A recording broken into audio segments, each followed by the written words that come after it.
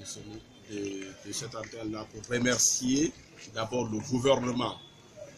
Il faut bien le rappeler, depuis que la décision a été prise ici pour l'arrêt des activités d'Intercell Guinée, le gouvernement guinéen, c'est-à-dire le ministère du tutelle, avait ordonné à ce que les travailleurs soient réglés. Et suite à ça, la FESATEL a signé un protocole d'accord sous l'égide de l'Inspection générale du travail. Dans ce protocole d'accord, il était clairement mentionné dedans le règlement des droits légaux. Et encore, il fallait aussi payer 24 mois de salaire comme mesure d'accompagnement. Il fallait aussi régler à la Caisse nationale de sécurité sociale. Ici, on avait demandé la prise en charge médicale sur une durée d'1 an. Sur ces points, il y a le premier point qui a été réglé, les droits légaux. Depuis 4 mois aujourd'hui, les autres points ne sont pas encore réglés, c'est-à-dire le paiement de 24 mois comme mesure d'accompagnement, ça a été mentionné. Et nous avons aussi parlé de la Caisse nationale de sécurité sociale. Je vais bien vous dire ça. Ça fait depuis 2015 ici, et les travaux d'Intercell, leurs problèmes au niveau de la Caisse nationale n'étaient pas réglés. Et c'était une violation grave par rapport aux droits du travail. Et encore, il fallait aussi payer ici, prendre en charge sur une durée d'1 an, la santé des travailleurs licenciés. Parce que tout de même, il faut rappeler que ces travailleurs-là ont travaillé durant des années dans cette entreprise. Ils ont souffert dans cette entreprise. Ils ont donné leur vie dans cette entreprise. Vous ne comprenez pas. Aujourd'hui, ce qui fait mal, tu te lèves tous les jours à 6 heures du matin, des fois même à 4 heures quand tu loses, par exemple à 36 là-bas, tu te lèves à 4 heures pour venir ici. Et ces travailleurs ont souffert, ils ont donné leur âme, leur vie, plus de 10 ans au sein de cette entreprise. Et ils n'ont pas sollicité que l'entreprise soit fermée. Et d'un seul coup aujourd'hui, l'entreprise a été fermée parce qu'ils n'ont pas un bon management. Il faut bien le rappeler, le management d'Intercell n'a pas fait un bon travail durant ces années, sinon l'entreprise ne devait pas fermer. Ceci dit, nous, FESATEL, nous ne pouvons pas rester comme ça. L'entreprise a fermé. Ces travailleurs-là aujourd'hui ont donné leur âme, leur vie pour cette société. Et que d'un seul jour comme ça, on dit arrêtez. Ok, il faut le dire. Si une entreprise décide d'arrêter, n'a plus les moyens de payer les travailleurs, on ne peut pas y s'opposer. Mais il faut quand même régler ces travailleurs complètement. Et j'ai dit, c'est contrairement, comme l'a dit le ministre des Postes et Télécommunications, les travailleurs ne sont pas totalement réglés. Ça, je le dis ici. Si le ministre l'a dit, je dis ici, les travailleurs n'ont pas été complètement réglés. C'est une partie qui a été réglée, les droits légaux. Et il faut le dire, la masse salariale de ces travailleurs, vous savez ce qu'on appelle masse salariale? La masse salariale, c'est le budget qui est injecté mensuellement pour payer ces travailleurs, n'atteignait même pas 1 milliard. C'est un effectif de 100 et quelques travailleurs.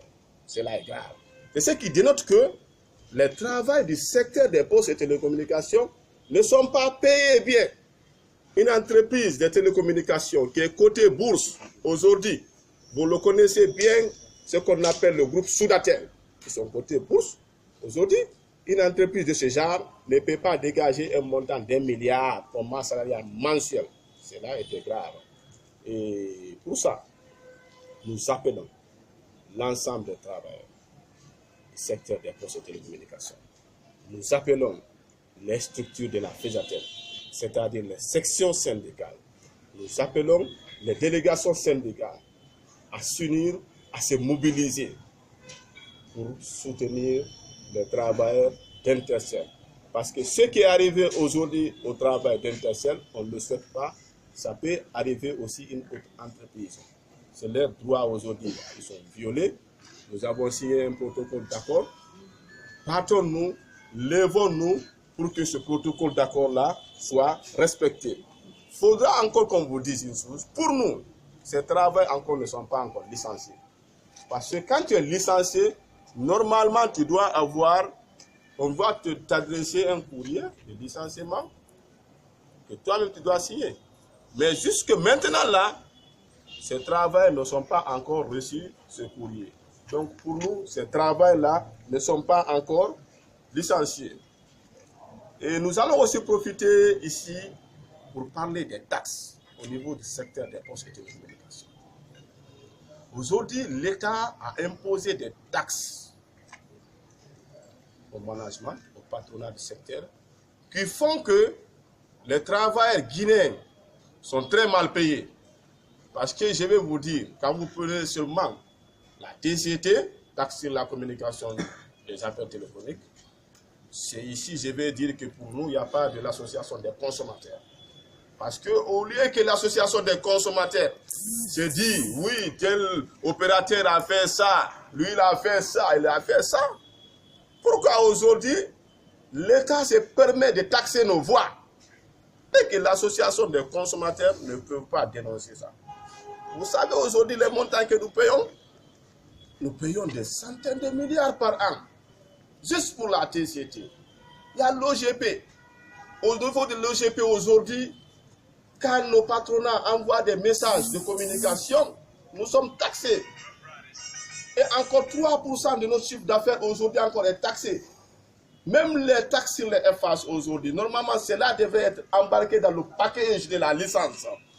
Dans le package de la licence, on devrait embarquer les taxes sur les FH. Comment est-ce que tu peux acheter une licence? Après, aujourd'hui, tu prends une antenne, tu mets sur un immeuble, tu payes l'immeuble.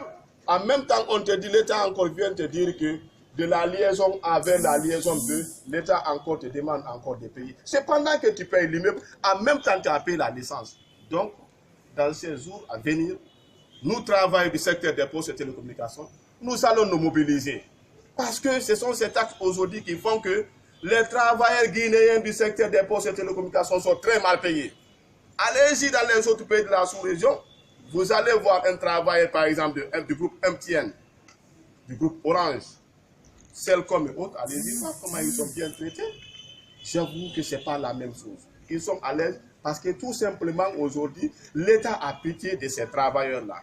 Donc, nous demandons aussi à l'État guinéen de revoir ces taxes au niveau du secteur des postes de télécommunications afin que nous allons revenir au niveau de notre management pour revoir nos conditions de vie de travail. Je vous remercie. Abdoulaye Bari, le secrétaire général de la FESATEL. Monsieur, s'il vous plaît, une précision. Est-ce que l'accord dont vous parlez, c'est une promesse verbale ou c'est un accord que vous avez signé? Écrit, signé. Ce que vous réclamez, ça représente en termes d'argent à peu près quelle valeur? Environ 30 milliards, autour de 30 milliards aujourd'hui, et ce n'est rien. C'est, disons, 3 millions de dollars. Je pense que cela n'est rien pour un groupe comme Soudatel. Vous connaissez Soudatel à Dakar. Ils sont en Mauritanie. Expresso, vous les connaissez. Ils sont représentés dans beaucoup de pays. Donc 3 millions de dollars pour nous aujourd'hui, cela ne représente rien. Nous demandons au groupe Soudatel vraiment de payer le droit des travailleurs qui ont souffert durant des années pour eux. Avez-vous donné un délai? Le délai, le bureau exécutif de la FESATEL doit se retrouver juste après ici pour communiquer sur une déclaration. C'est la prochaine étape, quoi. Si vous n'êtes pas entendu, qu'est-ce que vous allez faire? Si nous n'arrivons pas à nous entendre, nous allons user de nos moyens légaux pour nous faire entendre. En quoi faisant? Il y a plusieurs choses qui sont possibles. On peut déclencher une grève dans le secteur des postes et télécommunications. En fait, on demande ces questions parce que la direction n'est pas là, ils sont partis, ce ne sont pas des Guinéens. Le ministère, ce n'est pas le ministère des télécommunications n'est pas celui qui vous doit. Et vous n'êtes pas en fonction. Et quand vous êtes en grève, ça ne paralyse aucune société téléphonique à ce que ça. Donc, je vais vous répondre, monsieur. C'est la FESATEL qui est là. La FESATEL représente les sociétés de téléphonie, les FAI et au niveau de la poste. Donc, s'il y a une seule société qui est touchée, ça veut dire que tout le monde est touché.